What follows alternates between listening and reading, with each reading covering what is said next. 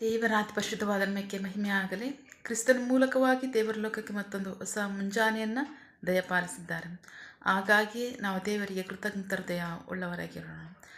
ಈ ದಿನದ ಧ್ಯಾನ ದೇವರ ವಾಕ್ಯ ಕೀರ್ತನೆಗಳ ಭಾಗ 46ನೇ ಅಧ್ಯಾಯದಲ್ಲಿ 10ನೇ ವಾಕ್ಯ.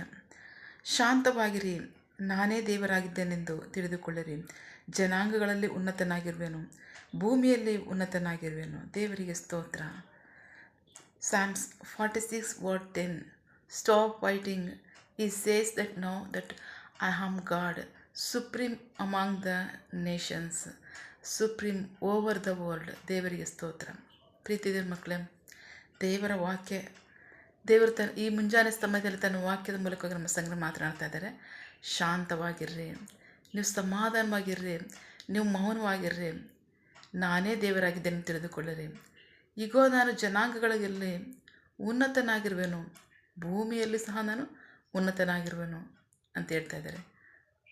ಪ್ರೀತಿದೇವ್ರ ಮಕ್ಕಳೇ, ಪರಿಸ್ಥಿತಿಗಳು, ಹೋರಾಟ, ಕಷ್ಟ, ಸಮಸ್ಯೆ, ಸವಾಲುಗಳು ಭಯಪಡಿಸ್ತಾ ಇದೆಯಾ? ಚಿಂತೆಗೀಡು ಮಾಡ್ತಾ ಇದೆಯಾ?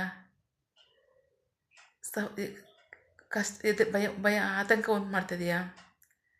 ದೇವರು ಹೇಳ್ತಾ ಇದ್ದಾರೆ, ನೀವು ಸಮಾಧಾನವಾಗಿರ್ರಿ, ನೀವು ಮೌನವಾಗಿರ್ರಿ, ನೀವು ಶಾಂತವಾಗಿರ್ರಿ.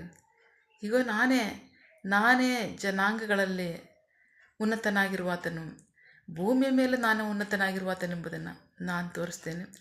ನೀವು ಮೌನವಾಗಿದ್ದು ಸಮಾಧಾನದಿಂದ ಕಾತ್ಕೊಳ್ರಿ.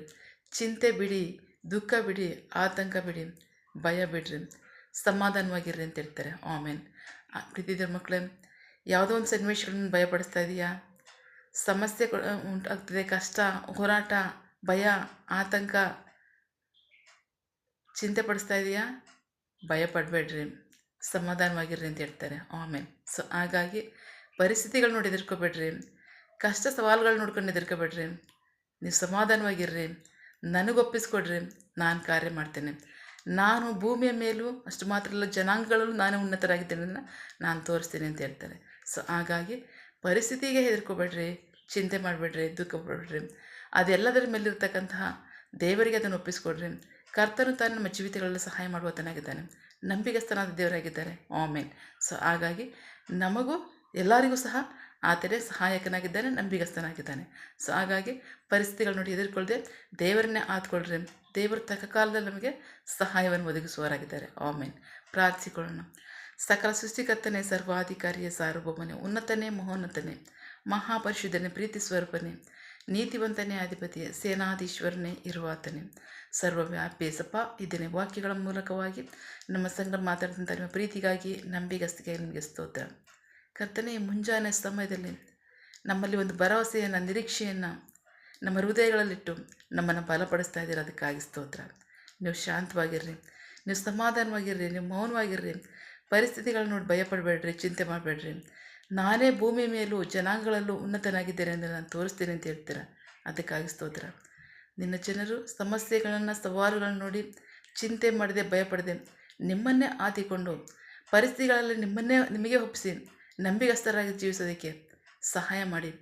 ನಿಮಗೆ ಮಹಿಮೆಯಾಗಲಿ, ನಿಮ್ಮ ಜನರಿಗೆ ಆಶೀರ್ವಾದವಾಗಲಿ. ಆಮೇಲೆ ನಿನ್ನ ಜನರು ಕೈ ಮಾಡ್ತಕ್ಕಂಥ ಕೆಲಸವನ್ನು ಆಶೀರ್ವದಿಸು, ಅವರ ಅವಶ್ಯಕತೆಗಳನ್ನ, ಅಗತ್ಯಗಳನ್ನ ಪೂರೈಸು, ಕೊರತೆಗಳನ್ನ ನೀಗಿಸು. ಆಮೇಲೆ ಅವರು ಯಾವ ಕಾರ್ಯದ ನಿರೀಕ್ಷೆ ಉಳ್ಳವರಾಗಿದ್ದಾರೆ, ಆ ಕಾರ್ಯದಲ್ಲಿ ತಕ್ಕ ಸಮಯದಲ್ಲಿ ಚಿತ್ತಾನುಸಾರವಾಗಿ ಅದನ್ನು ಹೊಂದ್ಕೊಳ್ಳಿ.